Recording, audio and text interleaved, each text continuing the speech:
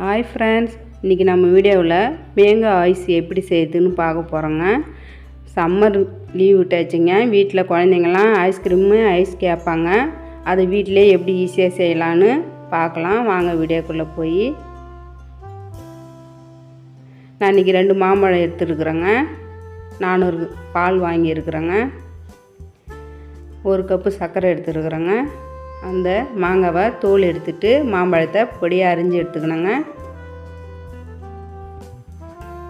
2 class பாலை ஸ்டவ்வில் வச்சு பாலை கொதிக்க விடுக்கலாங்க. பால் கொதித்ததும் 1 ஸ்பூன் கார்ன் மாவை தண்ணி விட்டு கரைச்சி கொதித்த பாலில் விட்டு கலக்கி விடலாங்க. நல்லா கலக்கி விட்டுக்கலாங்க. கலக்கும்போது பால் கெட்டியாகுங்க. இப்போ பால் கொஞ்சம் கெட்டியாகிடுச்சுங்க. இப்போ ஸ்டவ்வை ஆஃப் பண்ணிடலாங்க. இந்த பாலை எடுத்து வச்சுக்கலாங்க. அடுத்து ஒரு மிக்ஸி ஜார் எடுத்துக்கலாங்க. இந்த மிக்ஸி ஜாரில் கட் பண்ண மாம்பழத்தை போட்டுக்கலாங்க. நீங்கள் இனிப்பான மாம்பழம் எடுத்துக்கோங்க, எந்த பழமாக இருந்தாலும் பரவாயில்லைங்க. சர்க்கரை 1 கப்பை பொடியை மிக்சியில் அடித்து போட்டுருக்குறேங்க. அரைச்சிட்டு அடுத்து பால் காய்ச்சின பால் அதில் ஊற்றிக்கலாங்க. ஊற்றிட்டு மூடி போட்டு மிக்சியில் அரைச்சிக்கலாங்க. அரைச்சி இது போல் பேஸ்ட் எடுத்துக்கலாங்க. எனக்கு இவ்வளோ தூரம் வந்துருக்குதுங்க. 400 பால், 2 மாம்பழம்.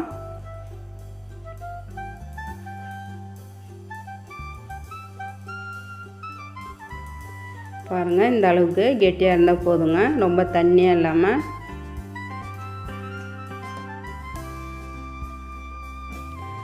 இது போல் ஐஸ் மோல்டு இருந்தாலும் இதில் போட்டுக்கலாங்க. உங்கள்கிட்ட இது இல்லைன்னா கிளாஸில் கூட ஊற்றி குச்சி சொருவி வச்சுக்கலாங்க. இப்போ இதில் எல்லாத்துலேயும் ஊற்றுறோம் பாருங்கள்.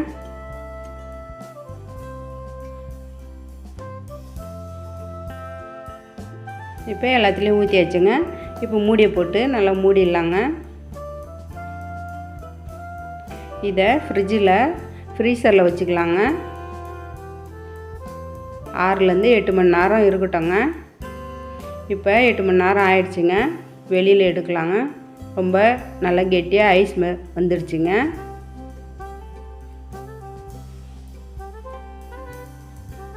இது வெளியில் கொஞ்ச நேரம் வச்சுட்டு திறக்கலாங்க. பாருங்கள், அழகாக வந்துடுச்சுங்க. மேங்காய் ஐஸ் ரெடி ஆகிடுச்சுங்க. அவ்வளோதாங்க. ஈஸியாக வீட்டிலே குழந்தைங்களுக்கு செஞ்சு கொடுக்கலாங்க. இது குழந்தைங்க விரும்பி சாப்பிடுவாங்க.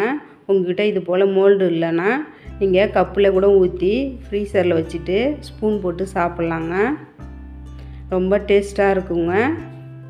இந்த வீடியோ உங்களுக்கு பிடிச்சிருந்துன்னா லைக் பண்ணுங்கள், ஷேர் பண்ணுங்கள், சப்ஸ்கிரைப் பண்ணுங்கள். மறக்காமல் கீழே இருக்கிற பெல் பட்டன் அழுத்துங்க. அப்போ தான் நாங்கள் போடுற வீடியோ உங்களுக்கு உடனுக்குடனே வருங்க.